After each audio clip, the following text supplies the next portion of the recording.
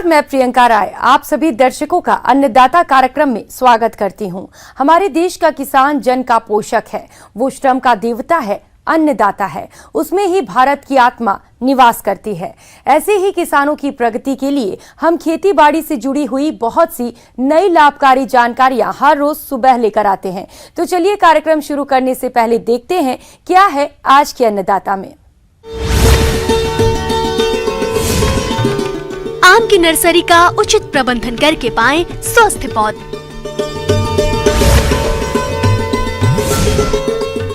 Aeroponics तकनीक से आलू की खेती करना है लाभकारी।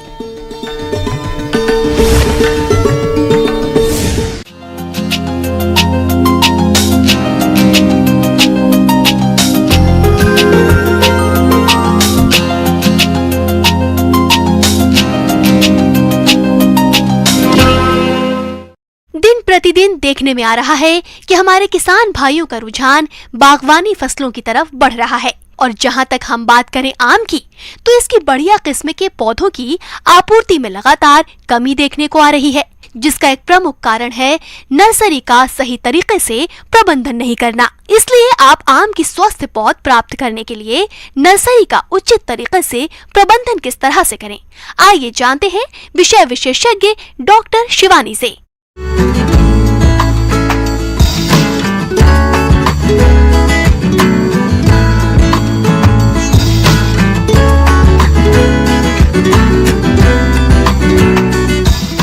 जो खरपतवार नियंत्रण हम करते हैं, एक तो हमें निराई गुड़ाई करते हैं तो उसी से हमारा, क्योंकि पॉली बैग के अंदर पौधे हैं, पॉली बैग में पौधे होने का मेन ज़्यादा फायदा यही होता है कि अगर किसान भाई भी नर्सरी लगाना चाहते हैं तो खुले की बजाय आप पॉली बैग के अंदर नर्सरी लगाएं। उसका ये फायदा होता है, एक तो पॉली बैग में लगाने से आपका निराई गुड़ाई से ही काम चल जाता है, आपको बहुत ज़्यादा खरपतवार नियंत्रण नहीं करना पड़ता।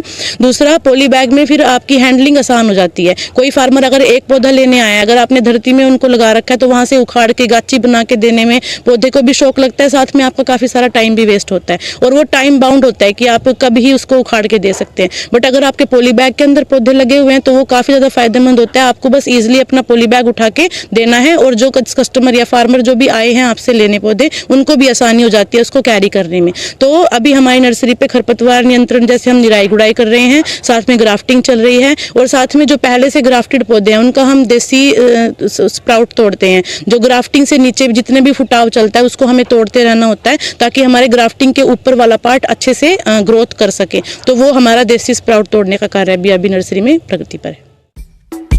हमारे जो किसान भाई आम की नर्सरी लगाए हैं, उनके पौधों की बढ़वार सही ढंग से हो, इसके लिए उन्हें नर्सरी में पोषक तत्व प्रबंधन पर विशेष ध्यान देना होगा। तो आप नर्सरी में पोषक तत्व का प्रयोग किस तरह से करें, आइए जानते हैं। जैसे हम अपने पौधा जब लगाते हैं पॉली बैग के अंदर, उस टाइम पे हम जो मिश्रण बनाते हैं, एक तो हम वहीं पे अपना खाद का ध्यान रखते हैं। जैसे हम जो भी मीडिया तैयार करते हैं पॉली बैग में भरने के लिए, उसमें हम मिट्टी और गोबर की खाद का मिश्रण यूज़ करते हैं, जो कि हम 50-50 की रेशो में करते हैं। तो एक तो हमारा न्यूट्रिशन वहीं से डिसाइड होना शुरू हो जाता है कि हमने पहले से 50% मिट्टी और 50% अपनी गोबर की खाद उसमें डाली है। दूसरा, हम जैसे आपका पौधा थोड़ा बड़ा होना स्टार्ट होता है, फिर हम इसके अंदर NPK 19-19 जो घुलनशील है, जैसे मैंने आपको बताया कि हम नर्सरी में ड्रिप इरिगेशन माध्यम से ही पानी अप्लाई करते हैं, तो हम फर्टिगेशन ही करते हैं। फर्टिलाइजर पानी के अंदर डाल के हम सीधा पॉली बैग में ही चलाते हैं। उसका ये फायदा है कि डायरेक्टली रूट जोन में आपका पानी चला जाता है और जो फर्टिलाइजर है वो भी डायरेक्टली रूट जोन में चला जाता है, तो उससे वेस्टेज काफी हद तक बच जाती है। तो उसकी अगर हम डोज की बात करें तो हम लगभग 200 ppm के आसपास NPK 19-19 चलाते हैं।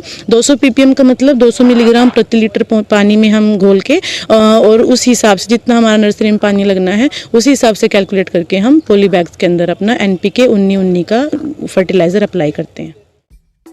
किसान भाइयों, जैसा कि आप जानते हैं कि स्वस्थ पौधे ही अच्छे फल वृक्षों की नींव होती है, इसलिए आप आम के स्वस्थ पौधों की प्राप्ति के लिए इसकी नर्सरी में लगने वाले कीट रोगों की रोकथाम किस तरह से करें, आइए जानते हैं। नर्सरी के अंदर एक तो हमें सबसे पहला बचाव तो यही है कि अगर आपकी रूट्स में जैसे फंगस वगैरह की दिक्कत नहीं होनी चाहिए, तो उसके लिए सबसे पहले आपको ध्यान रखना है, जैसे ही आप अपना पौधा पॉली बैग के अंदर जैसे ही उसको प्लांट करने जा रहे हैं, तो आप जैसे हम आम की गुठली है, आम को अगर हम गुठली को लगा रहे हैं पॉली बैग में सीधा, तो हमें पहले ही उसको 2 ग्राम प्रति लीटर बेविस्टिन के घोल में हम उसको डिप करके पॉली बैग में लगाएं, ताकि आपका फंगस वगैरह का वहाँ से नियंत्रण हो सके। साथ ही साथ हम लगभग 2 महीने के अंतराल पे, या फिर अगर आपको सिम्टम दिख रहे हैं तो हम बेविस्टिन से ड्रेंचिंग भी कर देते हैं अपने पॉली बैग्स के अंदर, या तो हम उसको हाथ से ही अप्लाई कर सकते हैं या फिर ड्रिप माध्यम से भी बेविस्टिन का हम चला देते हैं अपने पॉली बैग्स के अंदर। वो भी हम 2 ग्राम प्रति लीटर के हिसाब से फंगस का नियंत्रण करने के लिए बेविस्टिन का ड्रेंचिंग करते हैं। दूसरा, कई मैंगो में जैसे एंथ्रेक्नोज की दिक्कत आती है, तो पत्ते आपके ऐसा लगेगा जैसे जलने लग रहे हैं, तो उसके लिए हम कॉपर ऑक्सीक्लोराइड का स्प्रे कर देते हैं। जैसे अगर आपके पौधे बहुत छोटे हैं तो लगभग 1 से 1.5 ग्राम प्रति लीटर के हिसाब से, और अगर आपके थोड़े बड़े हो गए हैं प्लांट्स तो फिर हम 2 ग्राम प्रति लीटर के हिसाब से कॉपर ऑक्सीक्लोराइड का स्प्रे कर देते हैं। येलो ट्रैप का भी हमारा मेन, क्योंकि नर्सरी के अंदर वैसे तो हम ये एंटी इंसेक्ट नेट हाउस है जहाँ पे आपके कीट ज़्यादा अंदर नहीं आ सकते, बट फिर भी क्योंकि ऐसा हो सकता है कि थोड़े बहुत आपके जैसे एफिड्स वगैरह हैं तो उनका दिक्कत आ सकती है, तो अगर हमने येलो ट्रैप्स लगाए होते हैं तो इनके ऊपर डायरेक्टली चिपक जाते हैं, उनका कलर ऐसा अट्रैक्टिव है जिसके ऊपर वो स्टिकी मटीरियल है, तो आपके जो भी कोई मच्छर हैं या फिर कोई भी एफिड वगैरह हैं, इस तरीके के कीड़े हैं, तो वो उसके ऊपर चिपक जाते हैं, जिससे हमें केमिकल कंट्रोल ज़्यादा नहीं करना पड़ता। इसके अलावा हम प्रिवेंटिव स्प्रे करते हैं नीम ऑयल का, ताकि हम जो नीम ऑयल जब हम स्प्रे करते हैं तो थोड़ा लेयर बना लेता है हमारे प्लांट्स के ऊपर, तो उससे इंसेक्ट पेस्ट के अटैक से बच जाते हैं। मगर फिर भी अगर आपको लग रहा है कि छोटे पौधे हैं और उसमें एफिड की दिक्कत आ गई है, जैसे मैंगो के केस में एफिड्स का काफ़ी अटैक हो जाता है, तो उसके लिए आप इमिडा क्लोप्रिड का स्प्रे कर सकते हैं, या फिर जैसे एसिफेट प्लस इमिडा आता है तो वो भी काफ़ी फायदेमंद होता है, तो वो 1 ml प्रति लीटर के हिसाब से हम इमिडा या फिर एसिफेट प्लस इमिडा का स्प्रे कर सकते हैं। और नीम ऑयल का अगर हमें स्प्रे करना होता है प्रिवेंटिव, तो वो हम मंथली बेस पे करते हैं और उसको भी हम 3 ml प्रति लीटर के हिसाब से स्प्रे कर सकते हैं। किसान भाइयों, अब लेते हैं एक छोटा सा ब्रेक।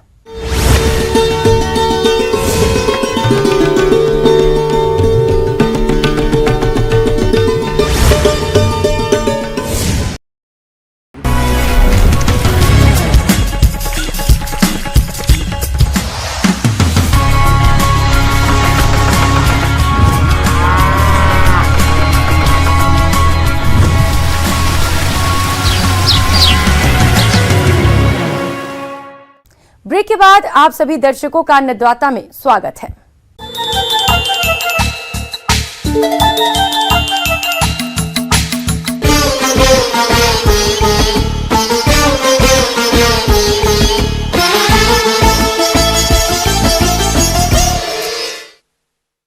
किसान भाइयों, अपने देश में आलू का उत्पादन और खपत बहुत ज्यादा है और किसानों को चाहिए कि आप आलू का उत्पादन और बढ़ाएं, परंतु कैसे? जी हाँ, आप परंपरागत खेती के बजाय एरोपोनिक तकनीक से आलू उगाते हैं तो कम लागत में आलू की अधिक पैदावार लेकर ज्यादा मुनाफा कमा सकते हैं। तो चलिए जानते हैं एरोपोनिक तकनीक से आलू उत्पादन के बारे में आलू केंद्र करनाल के senior consultant doctor Manish Singhal से।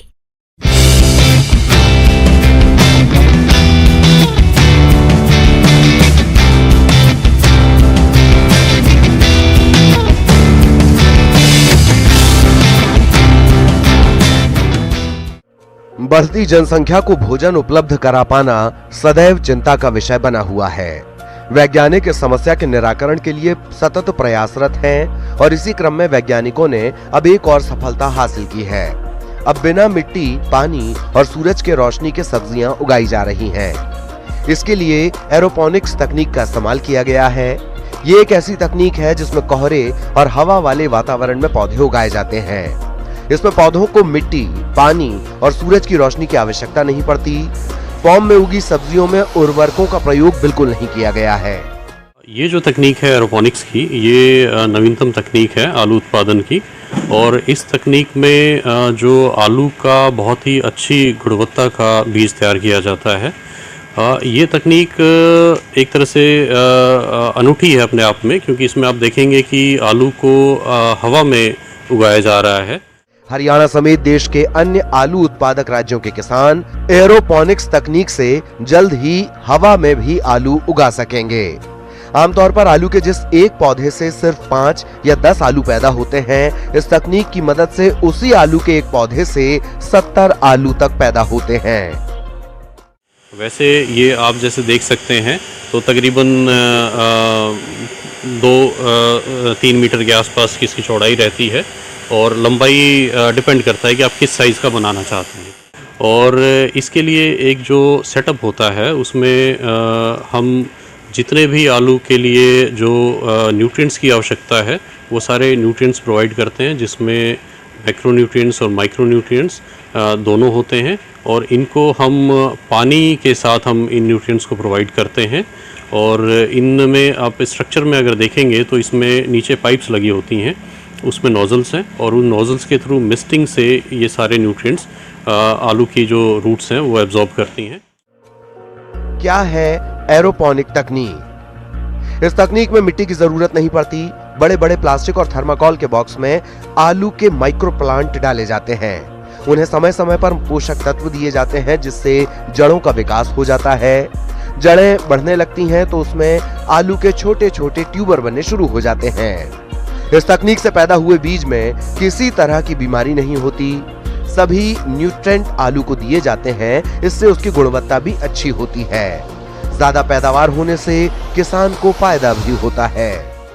आलू की पैदावार है वो प्रति पौधे आलू की पैदावार 5 से 6 गुना ज़्यादा रहती है जो ट्रेडिशनल खेती है उससे। दूसरी बात ये कि सॉइल बॉर्न डिजीज़ या जो मिट्टी से जनित रोग होते हैं उनसे ये आलू पूरी तरह से मुक्त रहता है। इसकी ये भी खासियत है कि इस टेक्निक को आप किसी भी वातावरण में सेटअप कर सकते हैं और वहाँ पे आप इरेस्पेक्टिव ऑफ एनवायरनमेंट क्या है, आप एक आलू की अच्छी पैदावार ले सकते हैं। पानी किस तरह का है वहाँ पे वो भी मैटर नहीं करता, क्योंकि इसमें बड़ा सीमित पानी लगता है और वही पानी दोबारा रिसाइकल भी होता है। तो आप चाहे सलाइन सॉइल है किसी एरिया की, वहाँ के लिए भी आप इसको यूज़ कर सकते हैं। कहीं पानी के किसी हिस्से में कमी है वहाँ भी आप इसका इस्तेमाल कर सकते हैं। किसानों के लिए देखिए ये तकनीक के रूप में तो बेहद कारगर है, लेकिन जहाँ तक आप मुनाफे की बात कर रहे हैं तो अभी क्योंकि ये नवीनतम तकनीक है और इसमें जो इनिशियल कॉस्ट इसको सेटअप करने का थोड़ा ज़्यादा है, तो छोटे किसान अभी इसको अपने उस पर नहीं लगा सकते। लेकिन आने वाले समय में जैसे जैसे ये तकनीक प्रचलित होगी ये बहुत ही किसानों के लिए कारगर होगी। लेकिन किसानों का ये है कि किसानों को जो अच्छी गुणवत्ता का सीड चाहिए उसकी आपूर्ति के लिए ये टेक्निक जो बड़ी संस्थान है या बड़े किसान हैं उसका इस्तेमाल करके उस अच्छी क्वालिटी के सीड की आपूर्ति कर सकते हैं और उसकी कमी को इस टेक्निक के जरिए सीमित जगह में सीमित संसाधनों में पूरा किया जा सकता है।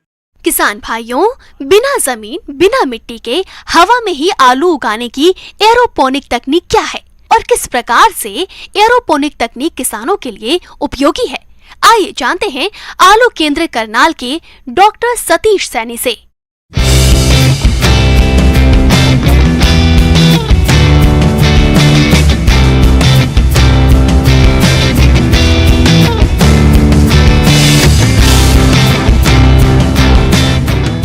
एरोपोनिक तकनीक सर, ये एरोपोनिक जैसे इसके नाम से ही पता चलता है कि एरोपोनिक तकनीक मतलब ये हवा में आलू, इसकी जो रूट होती है वो हवा में ही इसमें मिनी ट्यूबर तैयार किए जाते हैं।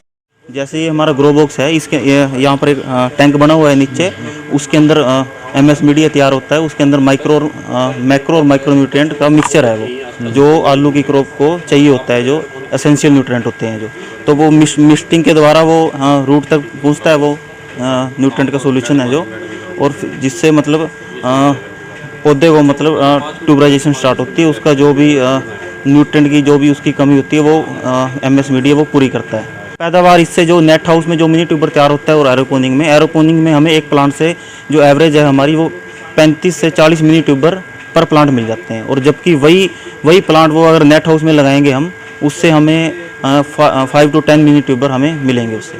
एरोपोनिक यूनिट है हमारी, ये अब तक की आलू के विषय में ये सबसे नवीनतम तकनीक है हमारी। ये हमारा जो टोटल स्ट्रक्चर है जो 1200 स्क्वायर मीटर का है और इसमें इसी जो कैपेसिटी के 18,000 प्लांट इसमें ट्रांसप्लांट हो जाते हैं। और जो इससे हमें जो आउटपुट मिलता है ये हम अप्रोक्सीमेट 4 लाख मिनी ट्यूबर इससे हमें मिल जाते हैं। और जो एक मिनी ट्यूबर की जो कॉस्ट होती है, जो अप्रोक्सीमेट हम 5 रुपये पर मिनी ट्यूबर के हिसाब से इसकी कॉस्ट निर्धारित करते हैं। वो हर साल वेरी करती है वो कॉस्ट, 5 रुपये भी हो सकती है, 6 रुपये भी हो सकती है। तो अप्रोक्सीमेट इससे हम जो टोटल जो रेवेन्यू है, इससे अप्रोक्सीमेट हम 16 लाख के अराउंड इससे रेवेन्यू जनरेट हो जाता है एक क्रॉप साइकिल से। डिजीज़ फ्री सीड होता है ये, इसकी गुणवत्ता उत्तम गुणवत्ता का सीड होता है ये। भविष्य में ये कारगर सीड सिद्ध हो सकती है ये, क्योंकि इसमें जो मिनी ट्यूबर तैयार होता है ये totally virus free mini tuber तैयार होता है। आगे और भी है खेती बाड़ी से जुड़ी हुई बहुत सी रोचक जानकारियां। यहाँ रुकेंगे एक और छोटे से ब्रेक के लिए।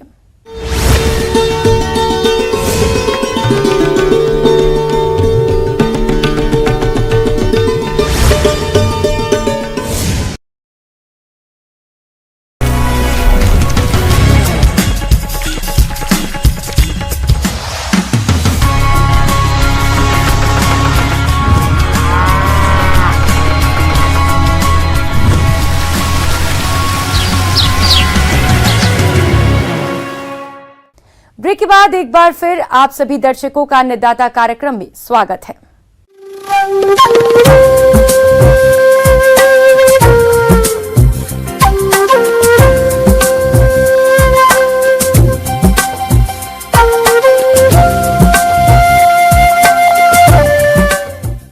मौसम विभाग की रिपोर्ट पर साप्ताहिक कृषि सलाह इस प्रकार है।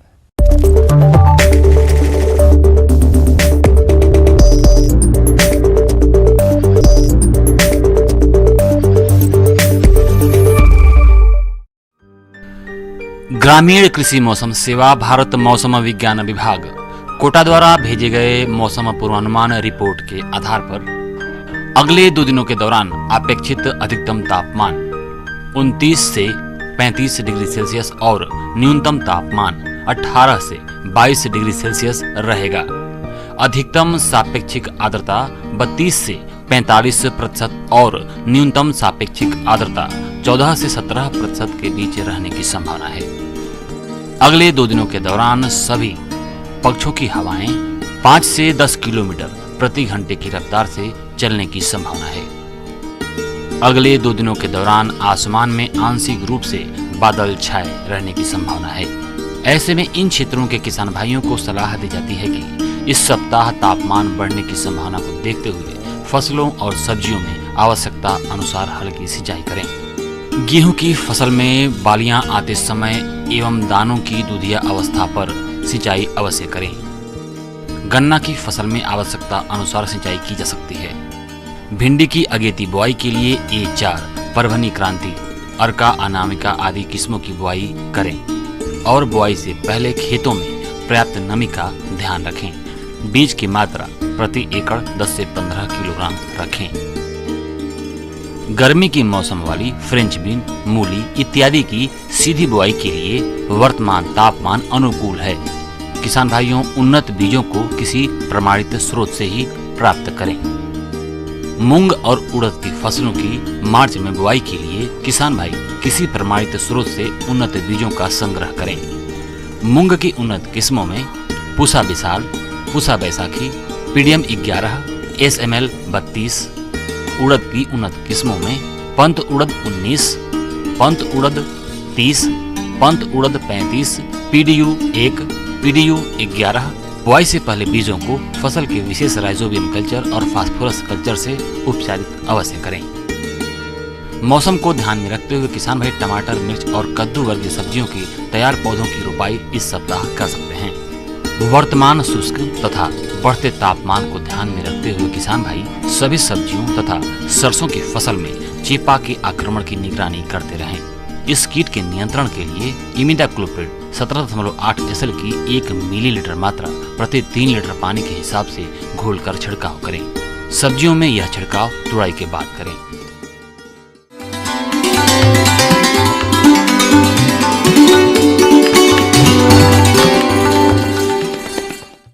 आइए जानते हैं अन्नदाता निशुल्क फोन के माध्यम से पूछे गए समस्याओं का समाधान। अन्नदाता कार्यक्रम में आज जो प्रश्न हमने शामिल किया है उसे पूछा है अजीतगढ़ जिला सीकर से ओमकार सैनी ने। आप मिर्च की फसल में मरोड़िया रोग की रोकथाम के बारे में जानकारी चाहते हैं तो ओमकार सैनी जी, आपकी जानकारी के लिए देखिए कार्यक्रम का यह अंश।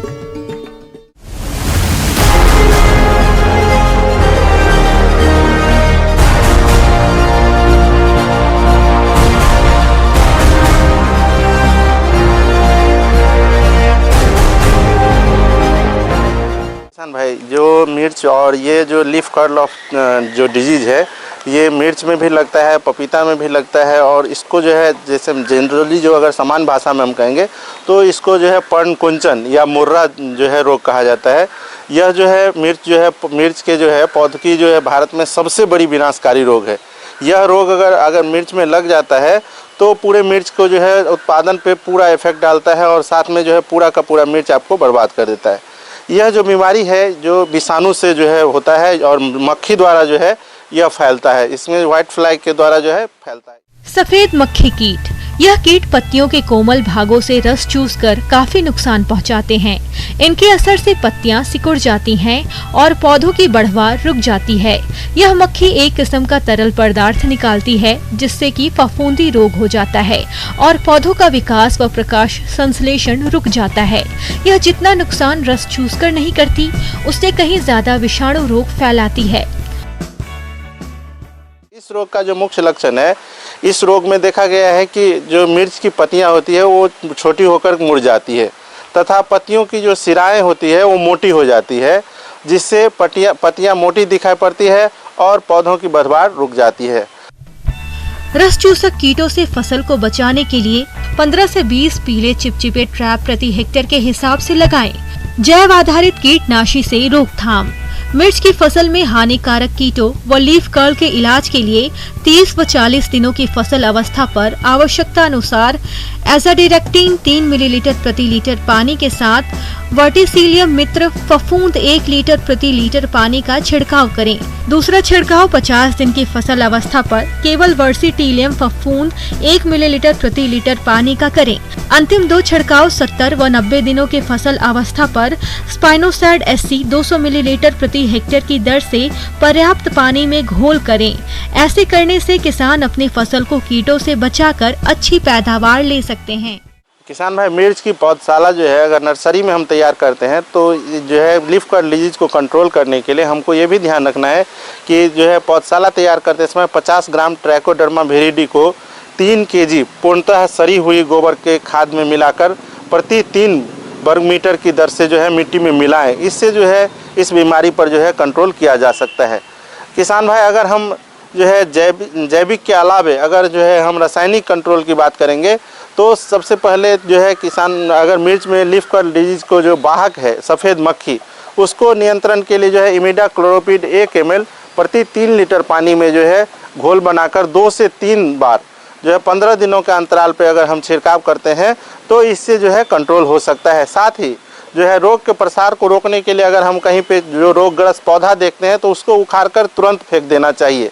और खेत में अगर सफ़ेद मक्खी के नियंत्रण के लिए जो है आप जो है दूसरा कंट्रोल 10 जो है येलो स्ट्रिप कार्ड जो मक्खियों को जो चिपकता है मक्खी, उसमें अगर 10 जो है प्रति एकड़ की दर से हम 10 येलो स्ट्रिप कार्ड अगर यूज करते हैं तो उससे भी जो है इस बीमारी पे, इस मक्खी पे कंट्रोल करेंगे तो जिससे बीमारी भी कंट्रोल में आ जाएगी।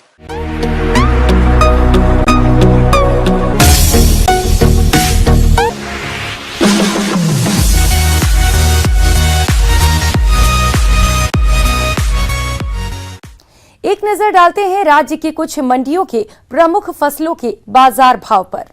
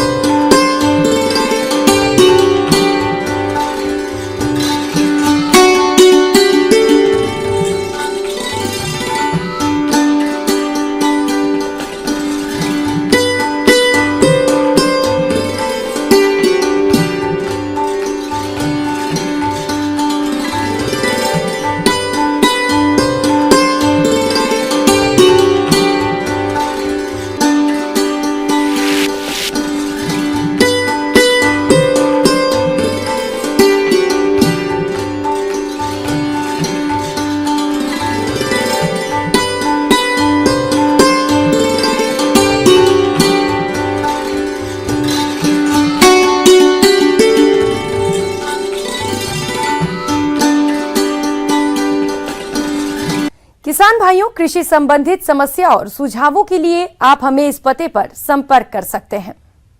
प्रोड्यूसर अन्नदाता news 18 Rajasthan, Ramoji film city, Hyderabad 501512। साथ ही आप हमें ईमेल भी कर सकते हैं। हमारा ईमेल है p18annadatarajasthan@news18.com। इसके अतिरिक्त आप हमें निःशुल्क हेल्पलाइन नंबर 1800-8892-163 पर सोमवार से शनिवार सुबह 10 से शाम 4 बजे के बीच संपर्क कर सकते हैं। अब समय हो रहा है आपसे विदा लेने का। कल फिर मुलाकात होगी कृषि से जुड़ी महत्वपूर्ण जानकारियों के साथ। तब तक के लिए नमस्कार।